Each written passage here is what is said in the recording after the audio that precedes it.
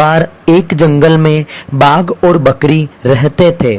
बाघ और बकरी एक दूसरे के अच्छे मित्र थे। यह दोनों एक साथ खुशी खुशी रहते थे। लेकिन बकरी और बाघ में एक अंतर ये था कि बकरी को जंगल के सभी जानवर दिल से समर्थन करते थे, क्योंकि बकरी का व्यवहार बहुत ही मिलनसार था। वह सबकी मदद करती थी। उसकी इसी दयालुता के कारण वह सभी जानवर उसे पसंद करते थे। परंतु बाघ बकरी का मित्र जरूर था, परंतु अन्य जानवरों के प्रति उसका व्यवहार बहुत क्रूर था। वह सभी को तंग किया करता था, किसी भी जानवर पर दया नहीं रखता था और अनावश्यक जानवरों का शिकार कर लेता था। उसके इस तरह के क्रूरता के कारण जंगल का कोई भी जानवर उसे पसंद नहीं करता था। हालांकि वह उस जंगल का राजा था। बकरी उसे अपने इस व्यवहार के लिए समझाती कि तुम ऐसा क्यों करते हो? तुमने पूरे जंगल को परेशान करके रखा है। मैं जानती हूँ कि शिकार करना तुम्हारा स्वभाव है, परंतु तुम अनावश्यक ही जानवरों का शिकार क्यों करते हो? तभी बाघ उसे कहता है, दोस्त, तुम मेरे दोस्त हो, इसीलिए माफ कर रहा हूँ। कृपया मुझे मत बताओ कि मुझे क्या करना चाहिए और क्या नहीं। मैं जंगल का राजा हूँ और मेरी इच्छा होगी वो मैं करूँगा।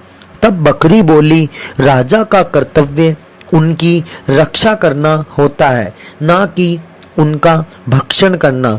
बकरी की ऐसी बात को पसंद नहीं किया करता था और इसीलिए उन दोनों की दोस्ती में धीरे धीरे दरारें आ गई और बाघ व बकरी अलग अलग रहने लगे। अब तो बाघ के अव्यवहार और भी बढ़ गया। बाघ ने पूरे जंगल में तबाही मचा दी, जानवरों का रहना मुश्किल कर दिया। बकरी से यह देखा नहीं गया और उसने जानवरों की एक सभा बुलाई, जिसमें सभी बकरी के समर्थक जानवर थे जो उस बाघ से परेशान थे। सभी जानवर इकट्ठा हुए। तब काफी चर्चा के बाद निर्णय हुआ कि जंगल के सभी जानवर बकरी के नेतृत्व में बाघ से युद्ध करेंगे। बाघ फिर क्या था? बाघ अपनी शक्ति की घमंड में युद्ध के लिए अकेला आ जाता है और जानवरों की एकता के कारण वह उससे नहीं जीत पाता है और आखिरकार उसने एक समझौता किया। आधा जंगल इस बकरी को दे देता है। सभी जानवर इस फैसले से तैयार हो जाते हैं। बाघ अब आधे जंगल में राज करता है और आधे जंगल में बकरी का राज हो जाता है। अब आधे जंगल का राजा बकरी को बनाया गया, वहीं आधे जंगल का बाघ को। कुछ दिनों तक जंगल में शांति रही, परंतु अब फिर बाघ ने कहर बरसा दिया। बाघ ने अपने ही समान और बाघों से सेना तैयार कर ली। यह सेना इतनी ताकतवर थी कि इनका मुकाबला जंगल के जानवर नहीं कर सकते थे। बाघ ने इस सेना की मदद से अपने हिस्से के अलावा बकरी के हिस्से को भी जीत लिया और उस बकरी को घायल कर जंगल से भगा दिया। अब बकरी दूसरे जंगल में चली जाती है, लेकिन उसे अपने सभी साथी जानवरों की चिंता सताने लगती है। वह चाहती तो आराम से उस जंगल में रह सकती थी, परंतु उसे यह पसंद नहीं आया। उसे तो अपने साथियों की भी स्वतंत्रता चाहिए थी, लेकिन अब उसकी यह हालत नहीं बची थी कि वह पुनः बाघ से युद्ध करे। अब वह बहुत चिंतित हो गई और बिना युद्ध किए वह सोचने लगी कि बाघ से कैसे निपटा जा सकता है। तभी उसे यह मालूम चला कि पहाड़ी पर पाए जाने वाली एक औषधि, जो कि शक्तिनाशक औषधि थी, दरअसल यह औषधि मांस जैसे स्वाद की थी। इस औषधि को खाने से शरीर मजबूत दिखने लगता था, परंतु अंदर से उतना ही खोखला हो जाता था। बकरी इस औषधि का प्रयोग बाघों के ऊपर करना चाहती थी, वह पुनः उस जंगल में गई और बागों से छिपकर एक गुप्त सभा बुलाई। बकरी ने सभी जानवरों से अनुरोध किया कि कल सब बागों से छिपकर पहाड़ी से शक्ति नामक औषधि लाकर इन बागों की गुफा के पास रख देना है। अगले दिन सभी जानवर बकरी के किए हुए उपाय अनुसार ऐसा ही करते हैं। शक्तिनाशक औषधि की सुगंध मांस के समान ही थी।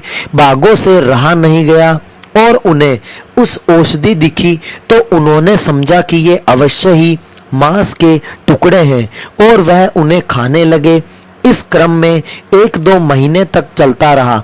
अब बागों इतने आदी हो चुके थे कि वह उस औषधि के ऊपर ही निर्भर रहने लगे और बकरी की सेना भी इतनी निर्भर हो चुकी थी कि वह रोजाना मांस के टुकड़े उन गुफा के पास रख देती और बाघ आसानी से उसे खाकर अब इतने आलसी हो गए थे कि पानी पीने के लिए भी नहीं उठते थे।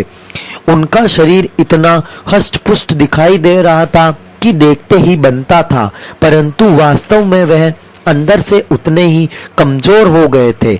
बकरी को बस इसी दिन का इंतजार था। बकरी पुनः सभी जानवरों को अपने साथ लिया और जंग का ऐलान कर दिया। बकरी सभी जानवरों के साथ बाघ के इलाके में घुस गई और बाघ को यह पता चला तो वह अपनी सेना लेकर उन्हें रोकने पहुंच गया। बकरी को देखकर बोला, उस दिन मैंने तुम पर दया करके छोड़ दिया था, लेकिन शायद आज तुमसे कोई जिंदा नहीं बच पाएगा। तब बकरी बोली, सही कहा कि आज कोई जिंदा नहीं बच पाएगा, लेकिन हम नहीं तुम लोग। बाघ बकरी की बातें सुनकर हंसने लगता है। दूसरी ओर बाघ को वह इशारा करता है जो उन बाघों की सेना का सेनापति था। उसको इशारा करते हुए कहता है, बाघ यही बाघ तुम्हारी सारी सेना का विनाश कर देगा और तुम लेकर भी किने आई हो। यह नन्हे नन्हे जानवर हमारी सेना को हरा पाएंगे। और यह कहकर हंसने लगता है। तभी उस बाघ का सेनापति आगे आते हुए बोला, चलो देख लेते हैं। जैसे ही बाघ का सेनापति बकरी पर आक्रमण करने लगता है, तभी वह बकरी उसे उठाकर बहुत दूर फेंक देती है। यह देखकर बाघ को अत्यंत आश्चर्य हुआ। सभी जानवर जंग में कूद पड़े, लेकिन वही गेंडे 2-2 बाघों पर भारी पड़ रहे थे, तो वही खरगोश भी बाघों को धूल चटा रहा था। बाघ उस औषधि से इतने कमजोर हो गए थे कि अब उन्हें कोई भी आसानी से हरा सकता है। उनकी ताकत मानो गायब हो चुकी हो। बाघ केवल दिखने मात्र के थे। कुछ ही देर में बाघों की सारी सेना समाप्त हो गई। अब वह आखिरी केवल वही दुष्ट बाघ बचा था जिसने सबको तंग किया था। अब उसका सामना बकरी से हुआ। दुष्ट बाघ, अभी भी लौट जाओ, मैं तुम्हें माफ कर दूंगा। यह बाघ की कहावत थी जब बकरी उस पर हमला करने ही वाली थी। लेकिन जब बकरी बोली, तू मुझे माफ करेगा, माफ तो तुझे यह जनता नहीं करेगी, सभी जानवर बाघ पर टूट पड़ते हैं और उसे मौत के घाट उतार देते हैं। इस तरह एक बकरी ने बुद्धि के बल के सहारे विशाल बाघ के साम्राज्य को उठा फेंका और जंगल में शांति की स्थापना की।